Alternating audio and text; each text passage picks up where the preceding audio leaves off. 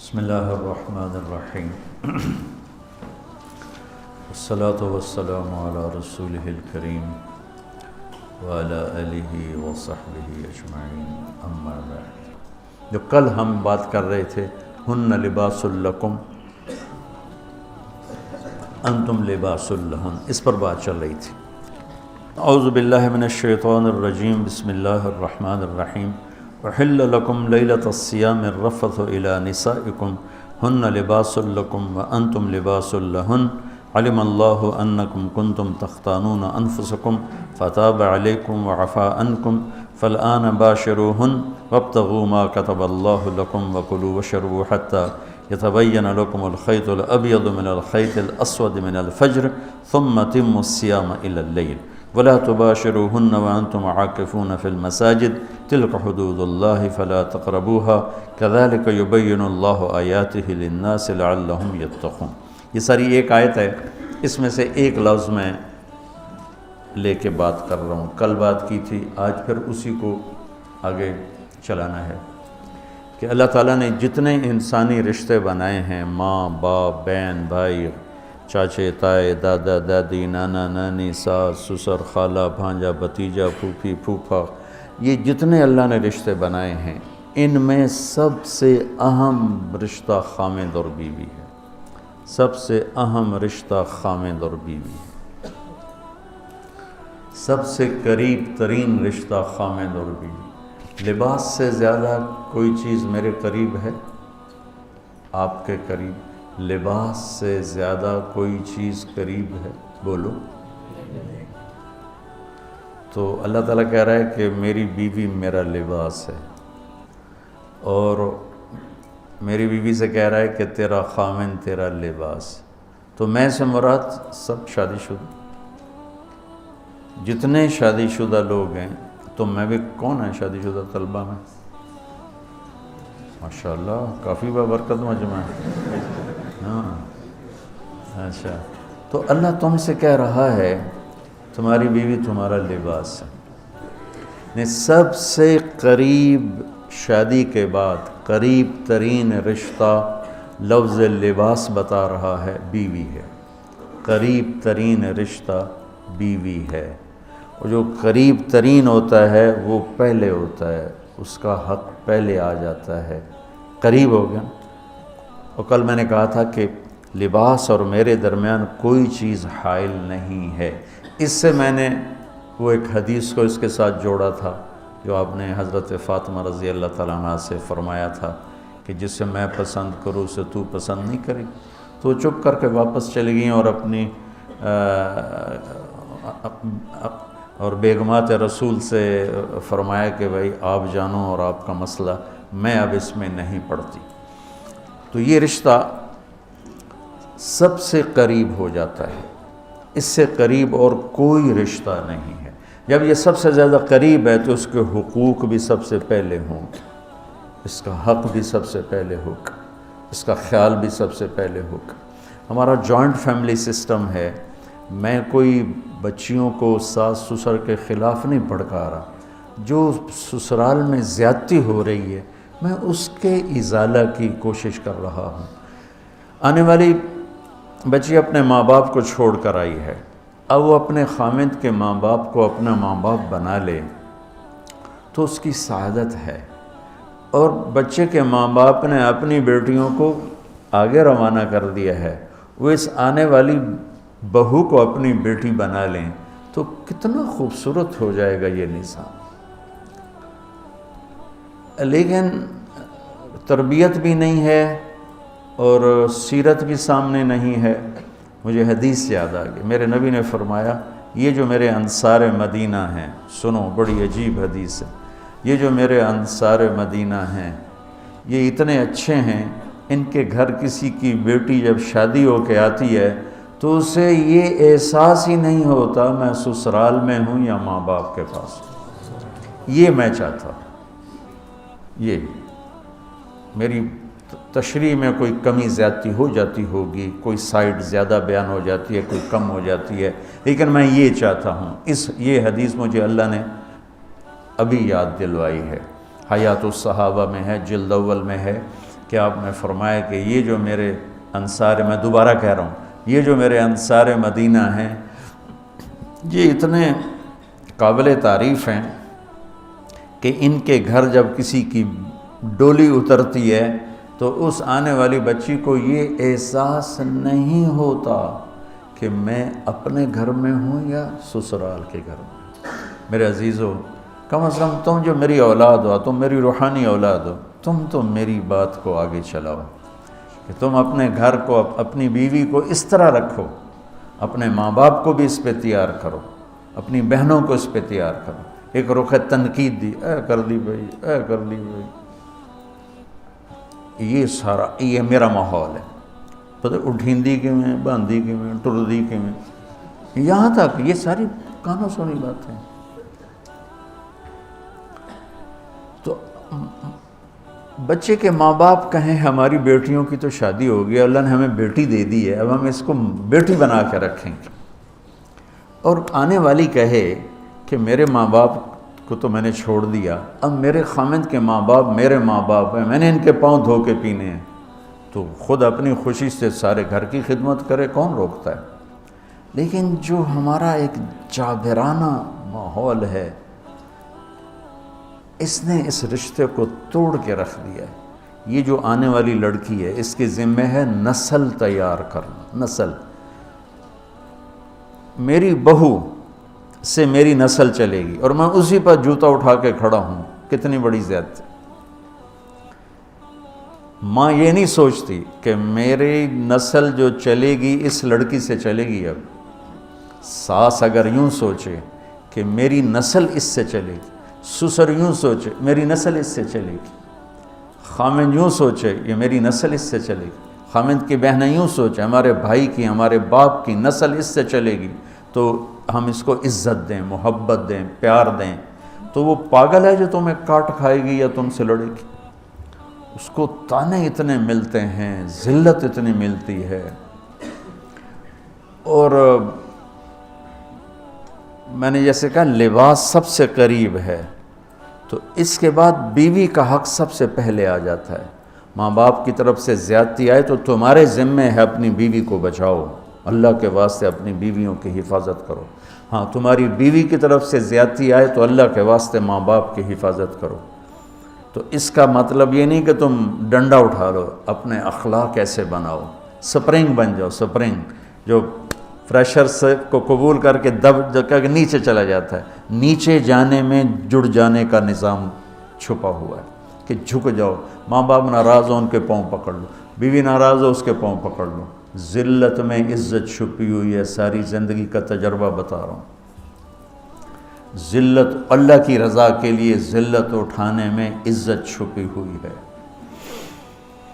ہن لباس لکم، کتنا ہی مجھے غصہ چڑھا ہو میں اپنے کپڑے پھاڑوں گا، مجھے غصہ آ گیا میں نے اپنے کرتے پھاڑنے جو کسی یہ پاگل تو کرے گا، سمجھدار دوئے دا کرتا پاڑے گا، اپنا نہیں پاڑے گا۔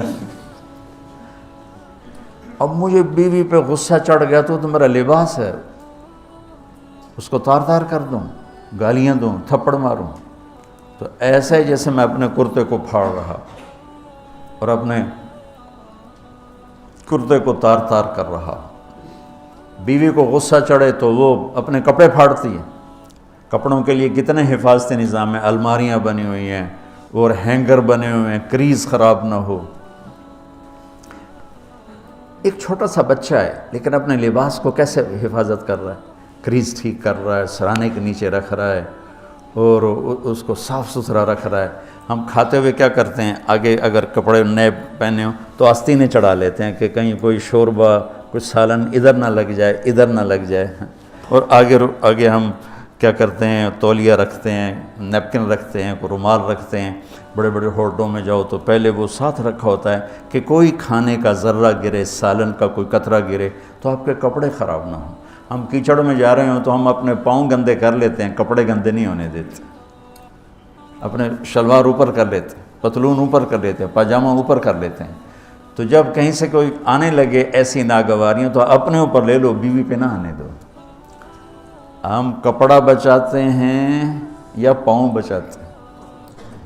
کپڑا بچاتے ہیں، شلوار اوپر ٹانگ لیتے ہیں، کرتے کو یوں سمیٹ لیتے ہیں. تو جتنا کیچڑ ہے حالات کا، واقعات کا، اخلاق کا، وہ کیچڑ اپنے اوپر لے لو، بیوی کو بچا لو. اور بیوی کیا کرے؟ وہ جتنا کیچڑ ہے حالات کا، واقعات کا، ناگواریوں کا، اپنے اوپر لے لے، خامد کو بچا لے. لباس کا اور کیا کام ہے؟ یواری سواتکم، یہ تمہارے عیب چھپاتا ہے. تو میرا کام کیا ہے؟ میں بیوی کی کمیاں چھپاؤں، ڈھنڈورا نہ پیٹوں. بیوی کا کام کیا ہے؟ خامد کی کمیاں چھپائے، ڈھنڈورا نہ پیٹے. دوسرا کام کیا ہے لباس کا؟ وریشہ، لباس مجھے خوبصورت بناتا ہے. یہ ایک واحد رشتہ ہے جو زندگی کو خوبصورت بناتا ہے. سب کچھ ہو، بیوی نہ ہو تو تنہائی کا احساس مار دیتا ہے. اس سے ایک اور مطلب نکلتا ہے کہ لباس کے بغیر ایک لمحہ گزارا نہیں. سارا دن پانی نہیں پیتے ہیں نا، اب میں بیان میں پانی پی رہا ہوں، لیکن 16 گھنٹے تو گزارے ہیں نا، پانی نہیں پیا، کھانا نہیں کھایا. 16 سیکنڈ لباس کے بغیر گزار سکتے ہیں؟ بولو. کوئی بھی کمرے میں نہ ہو، تم تنہا ہو، تم کپڑے اتارو تو تم اپنے آپ کو عجیب فیل کرو گے. تم خود اپنے آپ کو چادر میں چھپانے کی کوشش کرو گے. ان لباس ایک ایسی زبردست ضرورت ہے بلا دلیل کہ تم تنہا کمرے میں بھی کپڑے اتارو تو تم اپنے آپ کو عجیب سا محسوس کرتے ہو. اس سے پتہ چلا کہ بیوی کے بغیر کوئی زندگی نہیں ہے اور خامد کے بغیر عورت کی کوئی زندگی نہیں ہے. یہ ہمارا بدبخت معاشرہ ہندی کہ کسی بچی کو طلاق ہو جائے وہ گل سڑ کے مر جاتی، اس کی شادی نہیں ہوتی. کوئی جوان بچی بیوہ ہو جائے وہ سسک سسک کے مر جاتی، اس کی شادی نہیں ہوتی. کوئی 40-50 سال کا ہو جائے مرد، اس کی بیوی مر جائے، کوئی اس کو لڑکی دینے کے لیے تیار کوئی نہیں. اور لباس کا لفظ بتاتا ہے کہ شادی کے بغیر انسان ننگا ہے، اور ننگے انسان کا کوئی کہیں بھی گزارا نہیں ہے. لفظ لباس بتاتا ہے کہ ہم اس چیز کو رواج دیں کہ شادیاں ہوں، بیوہ کی شادی ہو، مطلقہ کی شادی ہو، کوئی کس کی بیوی مر جاتی ہے. حضرت ابن مسعود کا فرمان ہے اگر میری موت میں 10 دن باقی ہوں تو بھی میں شادی کر لوں گا اگر میری بیوی مر جائے تو. ابو ہریرہ کہتے ہیں اگر میری زندگی میں 7 دن باقی ہوں اور میری بیوی مر جائے تو میں 1 ہفتہ بھی شادی کے بغیر نہیں رہوں گا، میں شادی کر لوں گا. تو ہم ایک ہندی معاشرے سے متاثر ہیں جہاں بیوہ کی کوئی سنوائی نہیں، مطلقہ کی کوئی سنوائی نہیں، اور کوئی جوان بھی 2-4 بچے ہیں اور بیوی مر جائے تو اس کی کوئی شادی نہیں ہے. وہ سسک سسک کے وہ بلک بلک کے زندگی گزارتے ہیں. ہم لوگ اس کو رواج دیں. لباس، لفظ لباس بتا رہا ہے کہ جیسے لباس کے بغیر ایک لمحہ آدمی چین سے نہیں بیٹھ سکتا، ایسے ہی اس رشتے کے بغیر زندگی میں کوئی خوبصورتی نہیں، کوئی حسن نہیں ہے. ہن لباس لکم انتم لباس لہن. تو لباس کیا کرتا ہے؟ زیب و زینت. لباس کیا کرتا ہے؟ عیب چھپاتا ہے. لباس کیا کرتا ہے؟ خوبصورت بناتا ہے. تو اس رشتے کو خوبصورت بنانا ہے بیوی خامند کے لیے، خامند بیوی کے لیے. کس طرح یہ رشتہ خوبصورت بنے گا؟ اچھے اخلاق کے ساتھ. اچھے اخلاق کے ساتھ. اگر گھر والوں کے اخلاق اچھے ہوں، اور بچی ساس سسر کو ماں باپ بنا لے، ساس سسر بچی کو ماں باپ بنا لے، خامند بیوی کو ہتھیلی کا چھالہ بنا لے، بیوی خامند کو ہتھیلی کا چھالہ بنا لے. میں قربان جاؤں اپنے نبی پر. ساری کائنات کو نور ایمان دینے والی ہستی، اور حضرت عائشہ رضی اللہ عنہ کو لقمے بنا کے کھلا رہے ہیں. کمال. حضرت عائشہ رضی اللہ تعالیٰ عنہ وہ بڑی بڑی بوٹیاں ہوتی تھیں نا، وہ اٹھا کے ایسے نوچتیں اور پھر رکھ دیتیں، روٹی کا ٹکڑا تھا. میرے نبی وہی بوٹی اٹھاتے جہاں حضرت عائشہ نے نوچا ہوتا تھا، وہیں دکھا کے کرتے تھے ان کی محبت کو لینے کے لیے. اور ہمیں سکھانے کی۔ تو حضرت عائشہ رضی اللہ تعالیٰ عنہ گلاس اٹھاتی اور یہ پیا، یہ رکھا۔ میرے نبی اٹھاتے اور جہاں حضرت عائشہ کے ہونٹ لگے ہوتے تھے وہاں ہونٹ رکھ کے،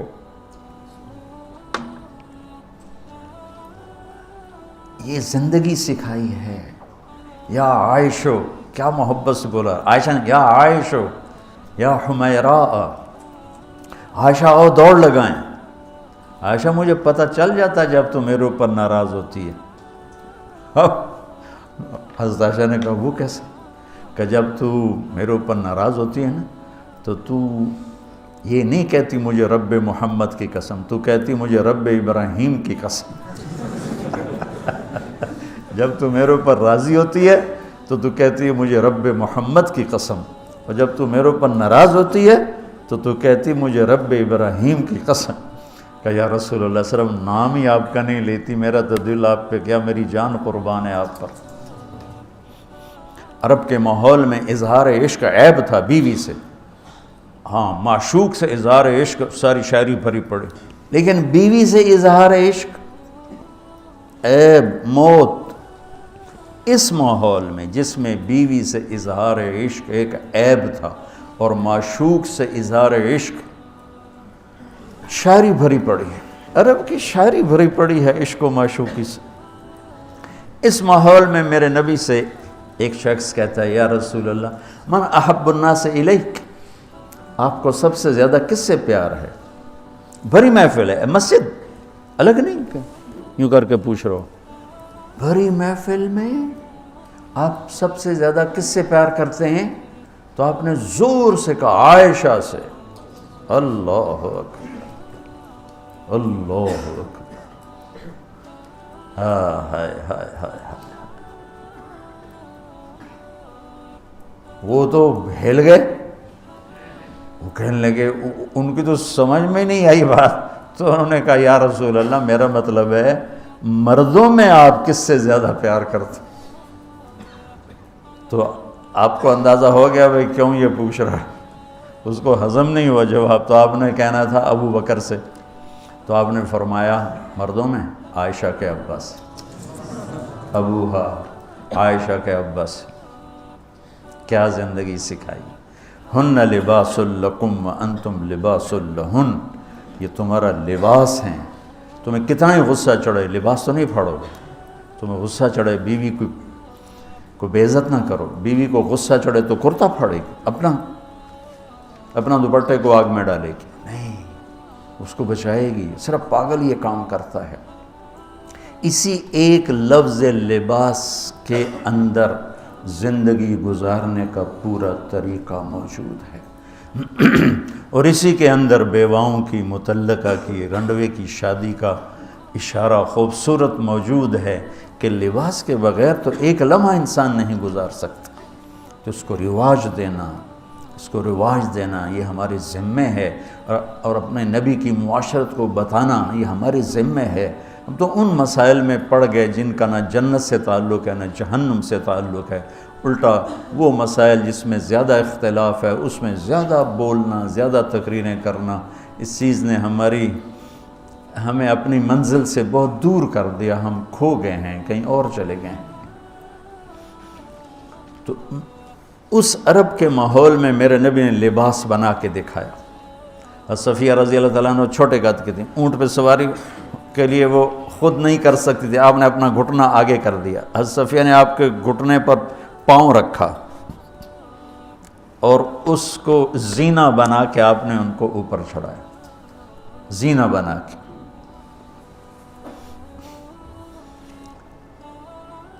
جہاد کے سفر سے واپسی ہو رہی ہے، سب صحابہ سے کہا آگے نکل جاؤ، سب آگے نکل گئے، اتنا نکلے کہ غائب ہو گئے، نظر نہیں آ رہے، تو آپ نے کہا عائشہ دوڑ لگائیں، اللہ، عائشہ دوڑ لگائیں، ہم نے کہا جی لگائیں، تو حضرت عائشہ فرماتی ہیں میں نے دوڑ لگائی، میں آگے نکل گئی، آپ پیچھے رہ گئے۔ کچھ سال گزر گئے، جہاد کے سفر سے واپسی ہو رہی، آپ نے کہا عائشہ دوڑ لگائیں، میں نے کہا جی لگائیں، چلو بھائی آگے چلے جاؤ، سب آگے چلے گئے، غائب ہو گئے۔ تو کہنے لگے میں نے دوڑ لگائی، میں موٹی ہو گئی تھی، میں پیچھے رہ گئی، آپ آگے نکل گئے، تو آپ نے کہا ذی بتلک، اب ہمارا تیرا حساب برابر ہو گیا۔ آپ بچوں زندگی تو پڑھو کہ تمہارے نبی نے کیا خوبصورت زندگی گزاری ہے۔ ایک صحابی کہتے ہیں دائم الفکرہ متواصل الاحزان، کیسے تھے ہمارے نبی؟ تو وہ جواب دیتے ہیں بڑے غمگین، بڑے فکر مند۔ ٹھیک ہو؟ یہی سوال ایک شخص حضرت عائشہ سے کرتا ہے، کیسے تھے ہمارے نبی؟ کہتی ہیں کان ضحاکن بسامن، بڑے ہنسنے والے، بڑے مسکرانے والے۔ ایک کہہ رہا ہے بڑے غمگین، بڑے فکر والے، ایک کہہ رہی ہیں بڑے ہنسنے والے، بڑے مسکرانے والے۔ یہ فرق کیوں ہے؟ ایک نے دیکھا ہے مسجد کے ماحول میں، وہاں نبوت کی ذمہ داری مقدم ہے، اور اس کا احساس آپ پر وزن ڈال رہا ہے۔ اما عائشہ نے دیکھا مسکراتا ہنستا، کہاں؟ گھر میں۔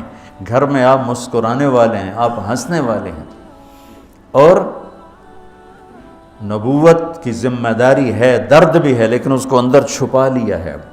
اب بیگم کو ہنس کے دکھا رہے ہیں، خوش ہو کے دکھا رہے ہیں، اور ان کے ساتھ لاڈ کر رہے ہیں، ان کے ساتھ پیار کر رہے ہیں۔ جہاد کا سفر ہے، جہاد کا، اور سفر کے لیے تیاری کا اعلان اور کوچ کا اعلان۔ حضرت عائشہ اونٹنی پہ بیٹھیں، گلے میں دیکھا ہار کوئی نہیں، کہا یا رسول اللہ میں تو نہیں جاؤں گی، میرا ہار گم ہو گیا، میرا ہار پہلے ڈھونڈوائیں۔ سارے لشکر کو ہار پہ لگا دیا۔ آپ کہتے تیرا دماغ خراب ہے، میں جہاد میں تیرے لاڈ اٹھاؤں اور تیرے ہار کے پیچھے میں سفر کینسل کروں؟ چلو چلو۔ آپ نے کہا چلو بھائی عائشہ کا ہار ڈھونڈو، سارے ہار ڈھونڈنے میں لگ گئے، سارے۔ یہ میں کہاں سے کوئی میں فرضی قصے بیان کر رہا ہوں، گھڑ گھڑ کے بیان کر رہا ہوں؟ تمہیں اپنے حبیب کی سیرت سے اٹھا کے دے رہا ہوں۔ کوئی آپ کسی سیر پہ نہیں نکلے تھے کہ کوئی بات نہیں سفر کینسل کرو، جہاد کا سفر ہے، اور آپ کہہ رہے ہیں عائشہ کا ہار ڈھونڈو۔ آپ دیکھ رہے تھے کہ آگے عورتوں کے ساتھ کتنے کتنے ظلم ہوں گے۔ تم کو بھی سنو ان کی چیخیں اور آہیں جو میں سنتا ہوں، تمہارے کلیجے پھٹ جائیں کہ کس قدر ظلم ہے۔ اور تمہیں عجیب بات بتاؤں، یورپ میں نظر آتا ہے عورت بڑی آزاد ہے، یورپ کی عورت پر یہاں سے بھی زیادہ ظلم ہوتا ہے۔ دیکھنے میں وہ آزاد نظر آتی، لیکن اوف اللہ اللہ۔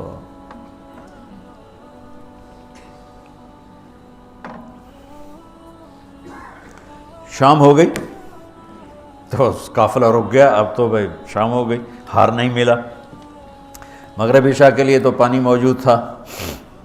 اب عشاء پڑھنے کے بعد پانی ختم، چونکہ خیال تھا بھائی اگلی منزل پانی ہے تو وہاں جا کے نماز پڑھیں گے، تو اب پانی کوئی نہیں ہے، اور سب نے ابوبکر صدیق رضی اللہ تعالیٰ عنہ کو تانے دینے شروع کیے، تیری بیٹی کی وجہ سے اب فجر کی نماز کا کیا بنے گا، اب تو پانی کوئی نہیں، وضو کیسے کریں گے؟ تیمم کی آیت ابھی آئی نہیں ہے۔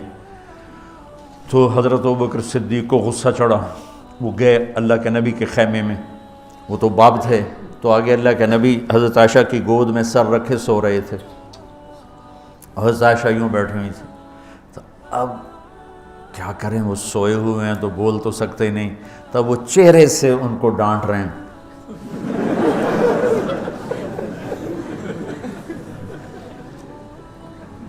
اور آگے بڑھ کے انگلی یہاں ماریں، ٹک یوں، وہ کہتی میں ایسے ہو گئی تاکہ انگلی کے درد سے میں یوں نہ ہوں، کہیں اللہ کے نبی جاگ نہ پڑیں، تو ٹک ٹک ٹک ٹک،